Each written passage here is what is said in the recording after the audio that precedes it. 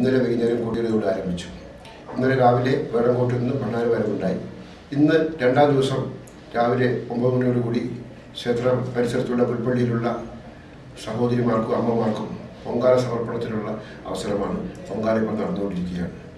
സാധാരണഗതിയിൽ ക്ഷേത്രത്തിൽ നിവേദ്യം അർപ്പിക്കാൻ സാധിക്കാത്ത അമ്മമാർക്കും സഹോദരിമാർക്കും അവർക്ക് സ്വന്തമായ ഒരു അമ്മയ്ക്ക് നിവേദ്യം അർപ്പിക്കുന്നതിനുള്ള സൗകര്യമാണ് പൊങ്കാല മൂലം ഉണ്ടാകുന്നത്. പൊങ്കാല കഴിഞ്ഞാൽ ഇന്ന് അന്നദാനമുണ്ട്. ഇന്ന് വൈകുന്നേരം വേടങ്കോട്ട് ഏരിയപ്പള്ളിയിൽ നിന്നുള്ള എഴുന്നേൽക്കാവ് വരവാണ് പ്രധാന ചടങ്ങ്.